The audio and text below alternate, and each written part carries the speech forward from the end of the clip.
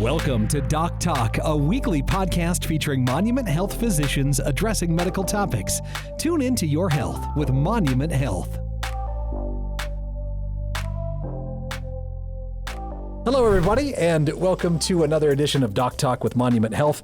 My name is Mark Houston, and joining me for this episode is Dr. John Tronnes, a family doctor from Lead and Deadwood, correct? Yes. Yep. Practice up in Lead and Deadwood, not from Lead and Deadwood. No, yeah. Clinic is in Deadwood. I live in Lead. Okay. But yeah. So what got you up into that area then, doctor? So I was always interested in rural family medicine. Specifically, you see a lot of family medicine doctors in bigger cities that are just doing clinics. You just see patients in clinics all day, every day. And when you're a family medicine doctor in a rural area, you're seeing, a lot more severe things. You're working in the hospital. I work in the ER. I see pregnant patients, all sorts of things like that. And so that's kind of what drove my education largely. And so I went to a residency in St. Cloud, Minnesota that focused on rural medicine and rural family medicine. I worked in Minnesota for a little bit. Wife and I had a daughter and then decided to move to be a little bit closer to my two sisters that grew up in Sturgis. And so, okay. Yeah. You're kind of like a throwback to a cowboy doctor being up in Lead and Deadwood too. Very much so. It just fits to be able to do all of that different kind of stuff. Mm-hmm. I mean, it doesn't get boring then. No, it does not. Nope. There's something different every day. You're not seeing the same thing. You're seeing acute things. You're seeing chronic things. You're seeing severe things. And it's nice to be in a small town like Lead Deadwood where you get to know everybody and you get to form those relationships with people pretty closely, but also near a bigger city like Rapid City that has a big hospital like Monument Hospital in Rapid City where you can refer things if needs be, when it gets out of your scope. And I suppose that's almost as big a part of your practice is getting to know people over time. Yeah. I'm sure that has to play a big part of that. Yeah. You always talk about different specialties and this is what they specialize in. One of the things I like to say is that family medicine specializes in relationships with the family.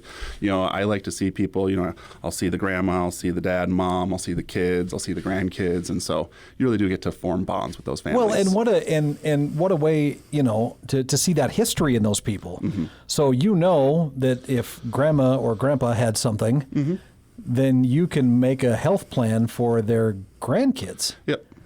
That just has to be busy. That's all I can think of. It's just crazy busy.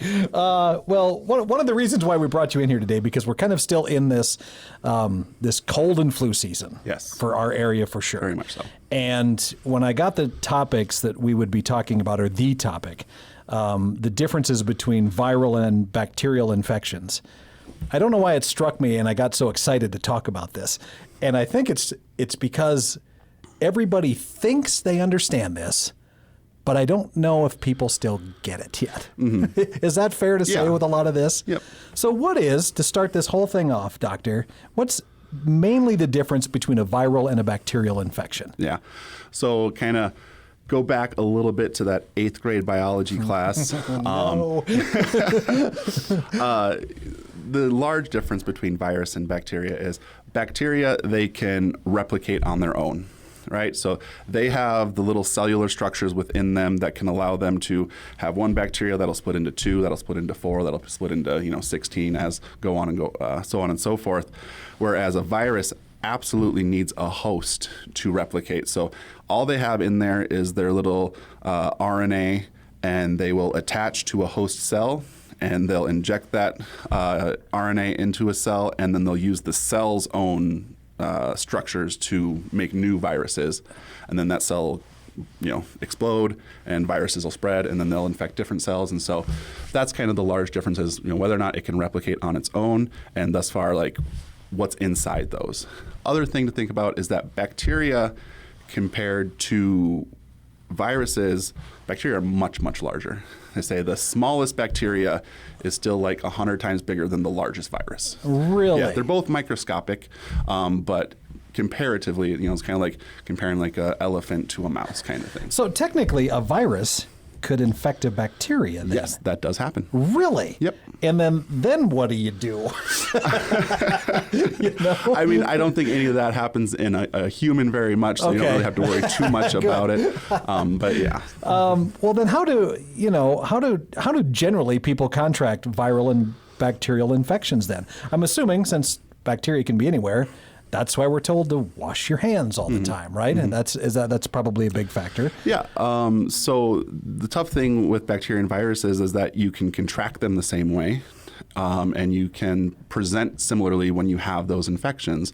You know, a viral pneumonia can present just like a bacterial pneumonia, and they're caught very similarly. So when, you cough, sneeze, you're going to spread things in the air. That stuff is going to land on surfaces, and you're going to touch those surfaces, and then people will touch their face, and then it'll, get into your body that way. So they're spread very similarly.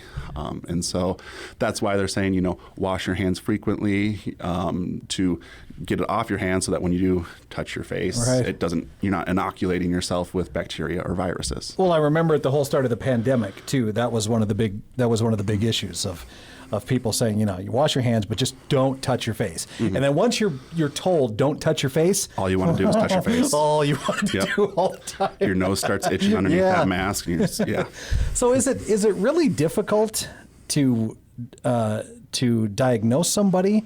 Like you say, there's viral and bacterial pneumonia. I mean, colds and flus we're all very similar with, or very familiar with. Is detecting that tough as a doctor then? It really can be, in the idea that, there's probably a way to test for just about everything, but not every facility is going to have all of that resource available to them. People might not want to have to pay for certain tests and imaging and things like that. And so just a person walking through the door, it's very hard to just say, oh, you have a bacterial infection and you have a viral infection, because they do present or can present very similarly. There are, easy tests for certain viruses that are available out there. So, we have a rapid influenza test that can test for influenza A and influenza B. There's a rapid test for COVID nowadays. There's rapid tests for a virus called RSV. There aren't really any easy swabs for like a bacterial pneumonia. Why is that? Why is it so hard? Why is it easier to seem like it can find the viral infections but not the bacterial? I mean, some of it is where it lives. Okay. So when you do a swab, for influenza or COVID, you're swabbing the nose because it'll kind of live in that area in a person. Bacterial pneumonia is going to live a little bit deeper in the lungs. You can do tests where you have someone try to cough up deep cough and culture whatever comes out of their lung, and it takes about 3 days for that culture to come back and tell you, oh, this bacteria is growing down in there. How do you not constantly get sick? I do get sick.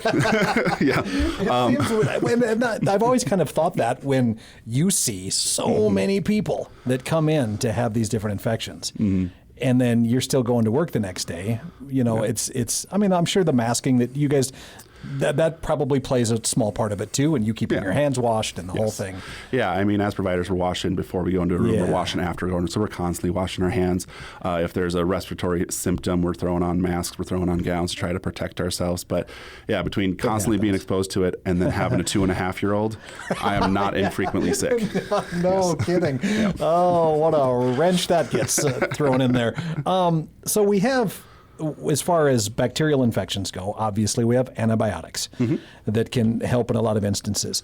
But on the virus side of things, there aren't really similar medications to that for viruses, right? Not for a majority of viruses. So if someone has a common cold, you say, most of a cold tends to be more upper respiratory, so nose, maybe throat, sore throat. Usually doesn't have a lot of cough with it. Sometimes can, but that's kind of a little bit more rare. There are hundreds of viruses that can cause colds. And no, there are definitely not medications that can treat every one of those viruses. That's why we haven't cured the common cold. Exactly. Okay. Viruses, like I said, they're smaller. They don't use themselves to replicate. They use hosts. So they tend to mutate and they change and they, are constantly different, 1 year to a next year. And so it's hard to pick one medication that will treat that. Viruses that are a little bit more severe or cause a little bit more deadly illness, there are treatments for. So influenza does have an antiviral medication, which is going to be different than an antibiotic medication, because that antiviral medication is very specific for that virus, that influenza virus. Would an example of that be like the Tamiflu? Yep, yeah. That's what that would be? Tamiflu is the brand name, oseltamivir is the generic, and there's a couple other antiviral medications geared towards influenza. Right. There have been some emergency use medications released for COVID as well. So there's pills that people can take specifically for the COVID virus, but there are not readily available medications for rhinovirus or the RSV or Coxsackie virus. There's, like I said, hundreds of different viruses. With bacteria, they're not nearly as many as far as like ones that will infect people. Oh, really? Yeah. Well, that's interesting. Yeah, so they're not as many nearly as many infectious bacteria as there are different types of infectious viruses, and because of that, there's a lot more readily available medications, and part of that is also kind of the drive to make medicines for those things, because again, bacterial and viral can present similarly. People will get rid of a virus on their own. Their body's natural defenses will get rid of it. For bacteria, it's a little bit harder for people's natural defenses to get rid of them, and so they can be a lot more deadly. And so because of that, medicine kind of geared up and found ways to treat those diseases. Well, is it because there's good bacteria? Yes. Does that play a lot? There's lots of good bacteria in the body, especially in the intestines. Mm-hmm. There's a lot of different aspects of your food that you actually can't break down on your own and digest on your own, so you depend on those bacteria. And then there's lots of, at least neutral or harmless bacteria on your skin, all over your body. Oh, okay. Yep. And I know the danger when it comes to the bacterial infections is people think, well, I can just take an antibiotic anytime it happens, and I'll be fine. But there is such a thing as too much antibiotics, I'm assuming, and like an antibiotic resistance, isn't there? Yep. So, some of the harms with antibiotic use is, it can get rid of your good bacteria. Yeah. And so taking antibiotics frequently or taking them for a long period of time can get rid of especially a lot of those good bacteria in the intestines, and people can end up where they get rid of all their good bacteria and all that's left are some more aggressive infectious type bacteria, and they can get significant infections. Common with that's called C. diff, which is a pretty bad intestinal infection that can be pretty severe. And then the other aspect of it is pretty much when we introduced antibiotics into the world in the 40s. Since that time, bacteria have been changing and responding, and they've been growing resistant to antibiotics. How did they grow resistant? Yeah. I think, because you think, they're stupid. they're little tiny things. How are they able to change and evade that so well sometimes? They can't think. Right. They don't have a consciousness, but they are extremely effective at what they do. And that's why they've been on this earth way longer than humans have been on this earth, longer than most things have been on this earth, because they are effective at what they do. Yeah.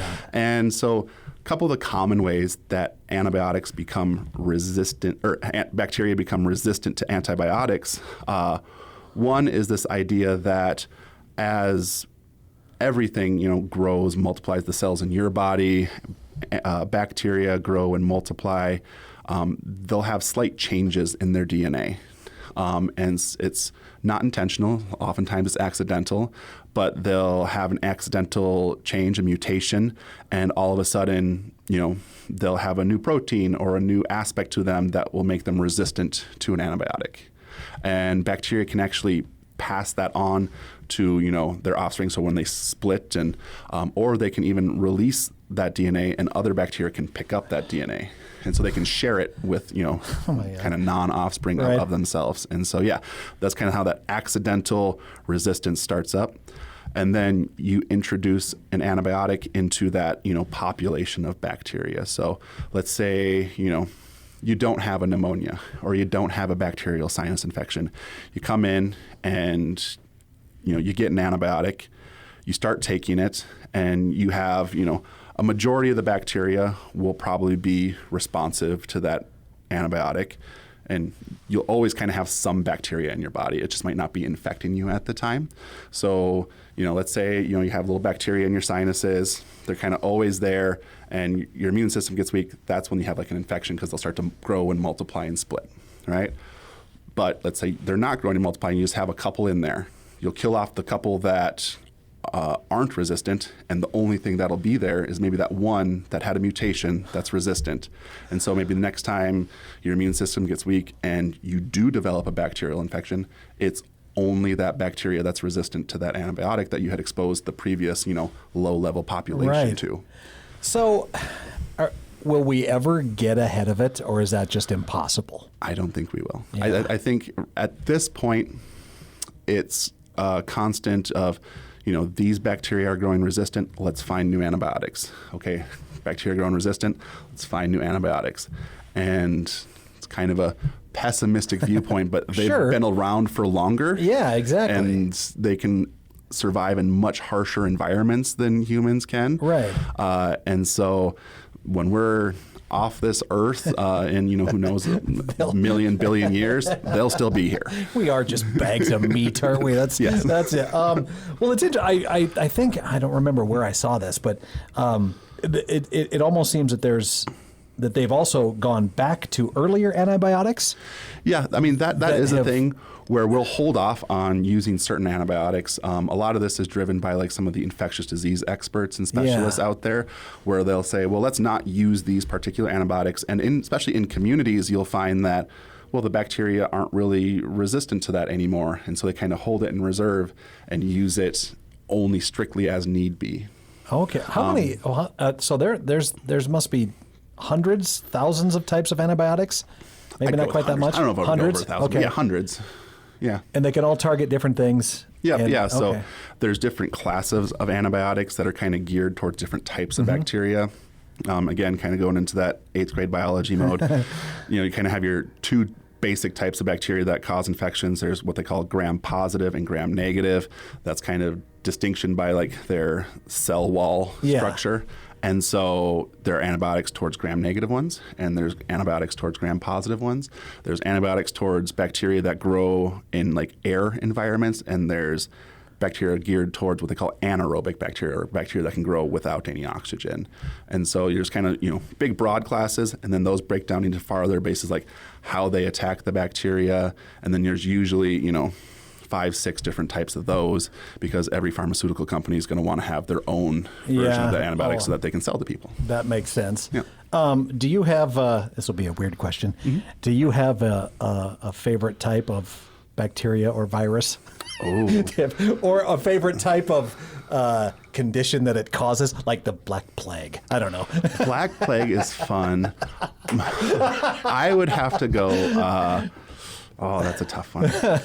Well, it's interesting. The Black Plague still exists. Yes. The bubonic plague is still a thing. So the bacteria that caused it, Yersinia pestis, it still exists. I think sometimes you'll see it down in like the Southwest because it's still in some populations of fleas and rats and things I just saw last year or the year before, there were 3 cases of it in Wyoming. I wonder if that's because of the prairie dogs. Can they get into prairie dogs? I suppose it could. Yeah, Can probably. It? Maybe. Yeah. That's frightening to know that something like that can still exist right now. But there are a lot of medically interesting infectious bacteria and things like that. And you never want to be medically interesting to a doctor. But yeah, tuberculosis, Legionnaire's disease. I suppose that's probably my favorite one. I'm going to go with Legionnaire's. Legionnaire's? Yep. That's the one that can be found in it seems to be associated with air conditioning units. Stagnant water. Stagnant water, yeah. So, air conditioning units will have kind of a drip or something like that, and they'll have an area that kind of has stagnant water on it, and then that will grow and is associated with air conditioning units because it'll just kind of have air just blowing over that stagnant water, just kind of throwing that bacteria into the room convention center. That's why they call it Legionnaires, because it hit a convention center filled with American Legion people. Oh, that's right. Yeah. God, you guys you have the weirdest names. I mean, you're direct though. I appreciate that. All right, Dr. Tronnes, if you had to, I asked you to think about this while I was wrapping it up. So let's say for the rest of your life, anytime you were going to get sick, it was either a bacterial infection or a viral infection. Which one would you rather have? I would probably go viral. If we're Okay. going to go bacterial or viral, Yeah. I'm going to say viral infection. I feel like I've had enough of them. You always get over it. And so, yeah, at least for, simple viral respiratory infections. Oh, that makes me feel so good. I like to feel as smart as you doctors sometimes. So, I walk around the building and I ask these questions, and I'm just glad that you chose the answer I did too. It makes me feel good. This has been a fun conversation. I'd like to have you back anytime. Anytime you got something interesting and you want to talk about, I'd love to have you on. Dr. John Tronnes is a family doctor up in Lead and Deadwood. So are you still taking patients, doctor? Are you still for sure okay. taking new patients? Anybody wants to come up and see me? Excellent. Yeah, it's great. So thank you very much for talking with me. I appreciate it. Of course.